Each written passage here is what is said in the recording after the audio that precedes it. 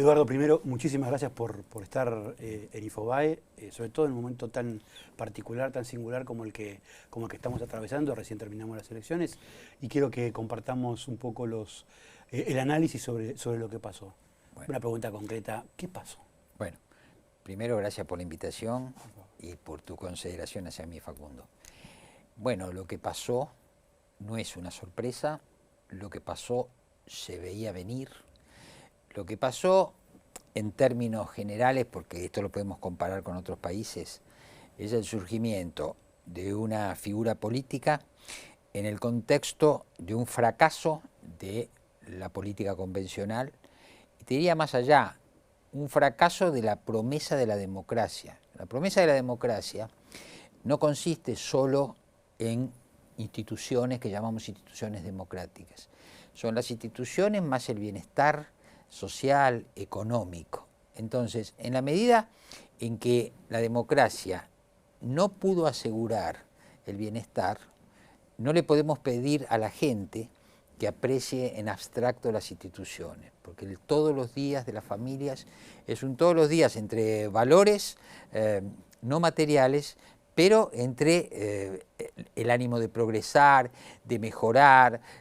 Bueno, esto la democracia no lo cumplió, y creo que muchos defensores de las instituciones tampoco entendieron, como te digo, que las instituciones no se defienden en abstracto, sino se defienden con una visión que articula bienestar y valores democráticos. En la última columna que escribió habla del voto de los estafados. Sí. ¿El domingo aparecieron los estafados? Sí, por supuesto que aparecieron los estafados. Y en esa columna... Primero, sí. Cuéntame un poco qué significa este concepto del voto de los estafados. Bueno, se vincula con lo que yo le dije anteriormente. ¿Qué quiero decir? Hay una sensación de que uno confió en un sistema. A ver, vamos a evocar una estafa. Le entregó bienes a ese sistema, y ese sistema no hizo con esos bienes lo que dijo que iba a hacer.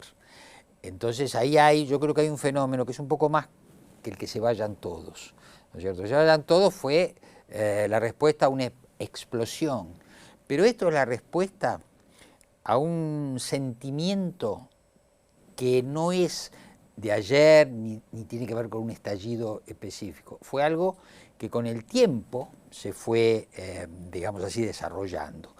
Y no olvidemos algo, los últimos 8 años de la política argentina fueron 8 años donde 4 años gobernó el no peronismo, 4 años gobernó el peronismo. Tenemos que abarcar esos 8 o 10 años para ver que la gente constató que dos modelos que en realidad constituyeron lo que se llama la grieta, que decían sostener valores y programas distintos, bueno, en realidad no lo lograron, y yo creo que no lo lograron en conjunto, porque además tenemos que ver que el fenómeno Milei tiene que ver con una oferta del gobierno, de este gobierno, que termina en un fracaso, más una oposición no peronista que no estuvo a la altura.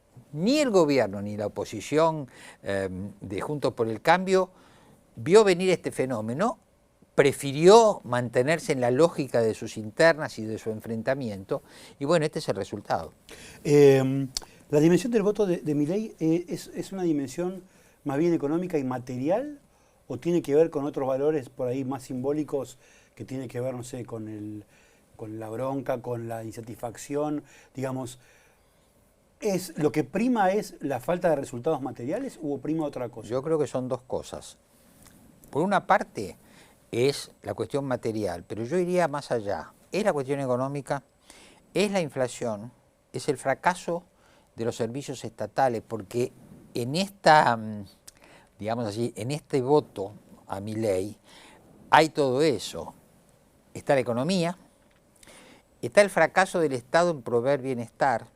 Hay una cosa importante que no se ha dicho, que es que en el sentido común de los argentinos empezaron a entrar las ideas, podemos decir, liberales, algunas ideas que son muy sencillas. Por ejemplo, el hecho de que hay un momento en que si a los trabajadores les aumentan el valor de su salario en contextos inflacionarios, la gente empieza a decir, no me sirve que me aumenten el salario, porque mañana para pagármelo van a tener que emitir, y entonces esto se va a licuar.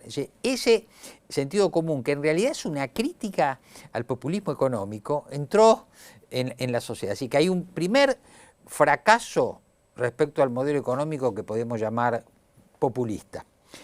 Hay un fracaso en materia de los servicios que tienen que garantizar la seguridad de las personas frente al delito.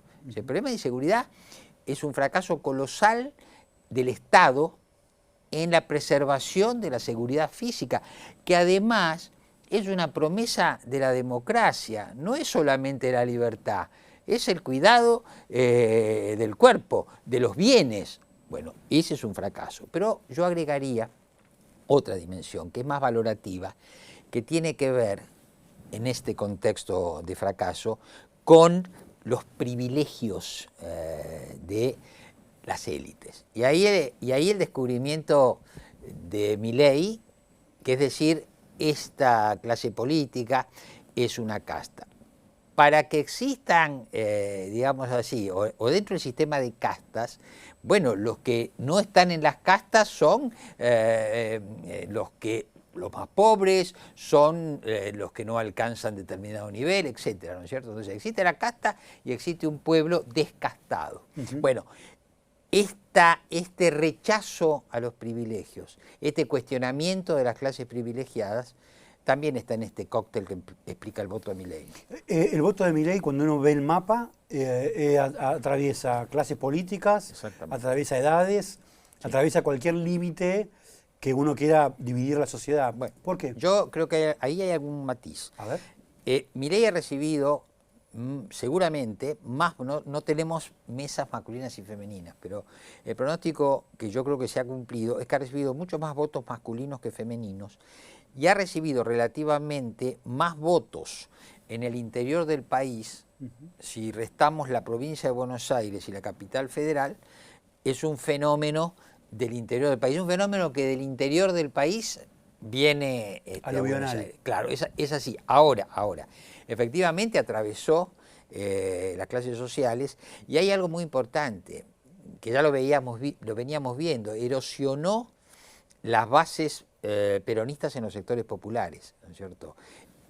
Los jóvenes abandonaron al peronismo, abandonaron al kirchnerismo, y yo arriesgo otro fenómeno, que es lo siguiente.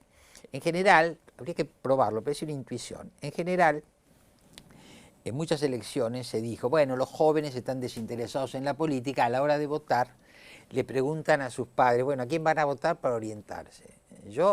Mi intuición es que en esta elección los padres le preguntaron a sus hijos a quién iban a votar. Algo así como cuando los más jóvenes asisten a los más grandes en cuestiones de la computación, yo creo que los han asistido en orientarle el voto. Hemos visto el fenómeno de que Milei empieza con los jóvenes, pero después siguen con los padres de esos jóvenes, ¿no es cierto? Y bueno, y ahí es una fuerza electoral y política muy significativa, porque atraviesa las familias, atraviesa los estratos sociales, y si bien tiene una preponderancia geográfica y de género, en este caso en el interior y en las mujeres, uno puede decir que es un fenómeno generalizado. Ahora, cuando uno mira también el mapa y ve que provincias como Infran, de Formosa, donde Infran gana por el 70%, termina ganando Milei por el 40%, ¿no? ¿El peronismo se jugó en esta elección o miró para otro lado? No, yo creo que en un contexto de falta de liderazgos... Hablo de Infran, como puedo hablar de Salta, como puedo hablar de... No. En un contexto de falta de liderazgos organizadores, ¿sí? Nosotros desembocamos en esta situación después que los liderazgos que ordenaron la política argentina en las últimas 2 décadas entran en declinación. Es decir, Cristina Kirchner y Mauricio Macri tienen capacidad de influencia y tienen presencia mediática, pero no tienen capacidad de organización, digamos así, de que sus adeptos y sus seguidores acaten, ¿no es cierto? No, es una política donde todos se le atreven a todos.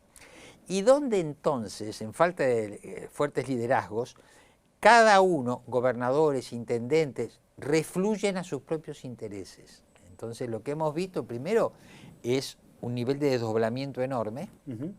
porque ese desdoblamiento significaba que intendentes y gobernadores peronistas y no peronistas desconfiaban de que sus coaliciones tuvieran un buen resultado electoral, no se equivocaron, y entonces nos sorprende esto. En el NOE y en el NEA, a pesar de que las encuestas tienen dificultades para acertar, se veía la ola Milei en Salta, en esto, se veía la ola Milei. Bueno, y esa ola Milei ocurrió.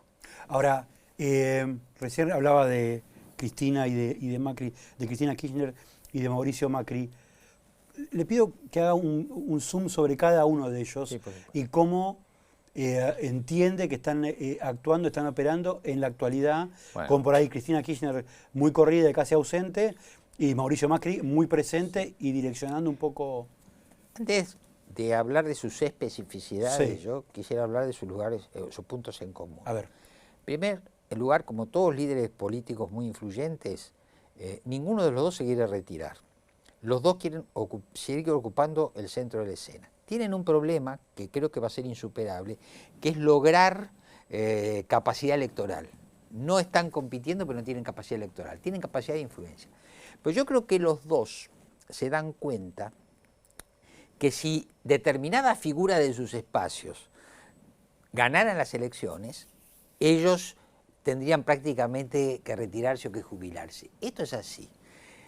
Yo creo que Cristina ve a Sergio Massa de la misma manera que Macri ve a Patricia Bullrich. Son figuras que después de Alberto Fernández de ninguna manera van a aceptar un gobierno tutelado.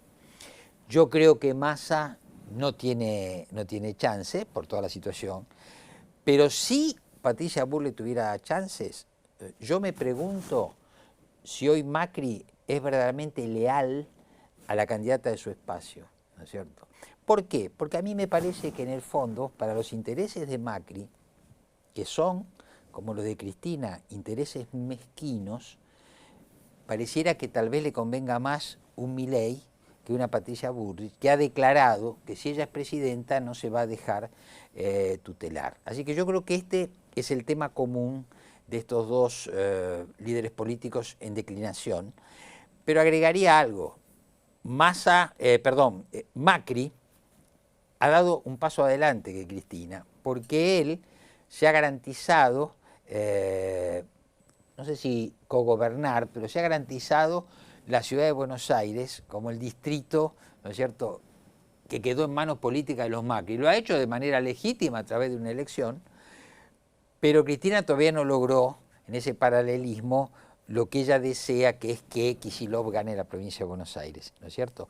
Entonces ahí lo veo a Macri un paso adelante en su proyecto de seguir prevaleciendo políticamente. Está claro que una semana antes de las elecciones, Macri demostró su simpatía con Javier Milei,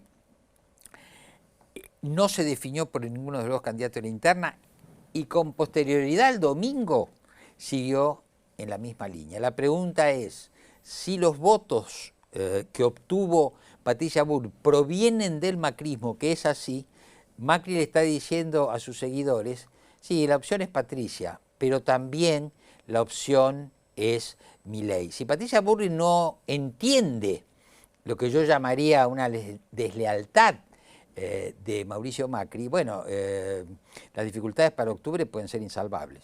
Ahora, por la dinámica que están tomando los acontecimientos, ¿hay posibilidad de que un Milei presidente se modifique ese escenario, que Milei no sea efectivamente el ganador, o en primera vuelta o en segunda vuelta? ¿Cuál es el escenario que está planteando? Podría ocurrir que no lo fuera, pero atención, obtuvo casi el doble de los votos que Patricia Bullrich y obtuvo casi 10 puntos más que Sergio Massa, que es una figura, yo esto lo dije antes de las elecciones, del cual no se puede esperar con estos indicadores económicos que pueda ser el presidente, ¿no es cierto? Entonces, debilidad en cantidad de votos de Patricia más este problema que es Macri, y debilidad en el candidato oficialista, lo cual le abre una puerta muy importante a Sergio Massa. Ahora la pregunta es, quién es Javier Milei y cuáles son las consecuencias, o podrían ser unas consecuencias de un gobierno de Milei, ¿no? Hablemos de eso. Bueno, yo creo que hay entusiasmo en los que los votaron y mucha preocupación en los que no los votaron, y también en las élites empresarias, sindicales, eclesiásticas. ¿Por qué? Porque yo creo que Milei no garantiza tres factores importantes. Uno, yo creo que no garantiza su equilibrio psicológico. Lo vemos a Milei absolutamente intolerante a cualquier crítica que se haga, y cada vez que se le hace una crítica la atribuye a una conspiración. Eso es claramente un rasgo de un perfil psicológico no equilibrado. Esto es lo primero. Segundo, hay muchas dudas de que Milei tenga los 2.000 o 3.000 funcionarios que se necesitan para administrar este país, más que tenga las alianzas políticas, territoriales, la cantidad suficiente de legisladores que no lo va a tener, etc. Entonces esto es otra duda. Tercera duda, que yo creo que proviene de lo anterior, es si con un programa tan agresivo y de supuestas reformas tan radicalizadas, él va a poder garantizar la gobernabilidad de la Argentina. Y yo le digo, Facundo, así como hay que ver el equilibrio entre democracia y bienestar, hay que ver el equilibrio entre progreso y gobernabilidad. Vamos a suponer y le vamos a otorgar a Javier Milei que sus propuestas son progresistas. Ahora, si además de progresistas no son realistas y no toman en cuenta que en la política, como en el ajedrez, uno mueve las piezas, pero el otro también mueve, bueno, podemos ir a lo que muchos temen, que es a un episodio de ingobernabilidad en la Argentina. Y yo agregaría algo más. El estilo de Milei es un estilo muy agresivo, muy agresivo. Y entonces uno se tiene que preguntar, Milei va a gobernar, ¿no es cierto? Vamos a suponer, ¿va a aplicar programas? ¿Lo va a discutir como se discute en política? Porque la democracia es un diálogo. ¿Lo va a querer imponer? Mira, acabamos de ver en 3 días la cuestión del CONICET, ¿no es cierto? El CONICET, desde el punto de vista de las reformas que quiere hacer Milei, no es importante.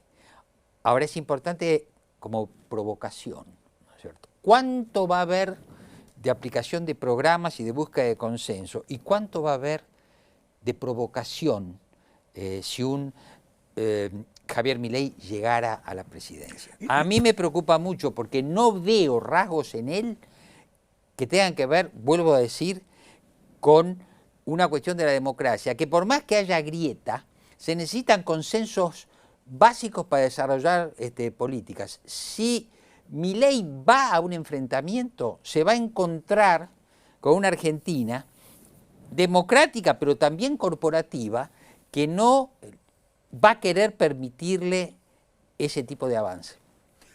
No le ve capacidad de moderación, digamos, no ve capacidad de girar al centro. Acaba de declarar que el llamado teorema de Baglini no corre para él. Acaba de decir algo muy preocupante, porque son las imágenes o la retórica de que después pueden anticipar los hechos. Acaba de decir, me van a tener que sacar muerto de la Casa de Gobierno. Acaba de evocar una tragedia política. No muestra ningún interés por moderarse. Y yo creo, y este es otro tema, que los que lo han votado no terminan de saber la naturaleza de Milei. Y yo lo venía escribiendo antes esto. La propuesta de Milei no es una propuesta económica.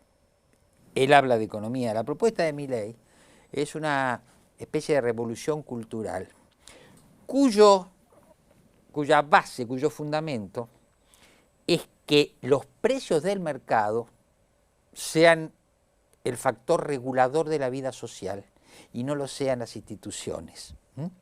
Por eso el interés en desplazar al Estado, por eso la crítica sin ninguna limitación del Estado, sin ningún reconocimiento, y ponernos a interactuar socialmente con los precios del mercado. Por eso en la retórica de Milei uno tiene la impresión de que todo se compra y todo se vende. Ahora no habla de los órganos, pero habló de los órganos, ¿no es cierto? Ahora modera un poco lo de las armas, pero un poco.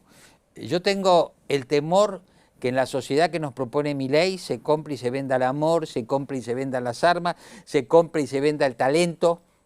Y bueno, eso hay que ver si la sociedad argentina, que está basada en un sentimiento comunitario que proviene de la tradición de sus principales partidos políticos, pero también de la tradición de la Iglesia Católica, etcétera, si esa sociedad que aprecia a la comunidad va a aceptar este ultraliberalismo que para mí es ajeno a nuestra cultura. Últimas dos preguntas y agradeciendo mucho esta generosidad. Tierra del Fuego es otro ejemplo de una victoria de Javier Milei en un distrito que es, como dijo un colega, el kilómetro cero de la patria subsidiada. Y en Tierra del Fuego votaron incluso, en teoría, en contra de sus propios intereses. ¿Qué está votando el votante de Milei? ¿Vota Milei? ¿Vota el grito? ¿Qué es lo que vota? No. Vota con este sentimiento de hastío y de rechazo profundo a las clases dirigentes, empezando por la clase política. Y vota a un personaje que hay que reconocerle que es carismático. Es carismático. Eso es así. Entonces, cuando encontramos el fenómeno del carisma, encontramos el atractivo de una persona para una masa de votantes, de individuos de la sociedad. Entonces, por eso explica que a él le pudo haber ido mal o a sus eventuales aliados le fue mal y a él le fue bien, porque es él, ¿no es cierto?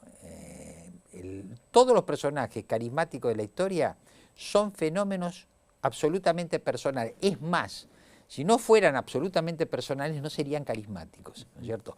El carisma político es una evolución, una secularización del carisma religioso.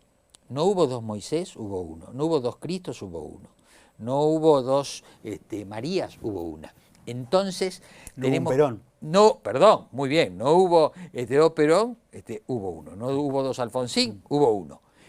Bien, ese es el fenómeno Milei. Pero atención, porque el carisma, por un lado es tan atractivo y por otro lado es tan excluyente, ¿no es cierto? El carisma es la idea del Salvador, ¿no es cierto? Y vuelvo, ¿la salvación se dialoga o la salvación se aplica, se lleva adelante? Entonces, ahí hay un problema, y vuelvo, donde podemos tal vez, si Milei llevara adelante este estilo, darnos cuenta que la grieta era un juego de niños, ¿no es cierto? Que la grieta era una disonancia perniciosa, pero dentro de las reglas del sistema.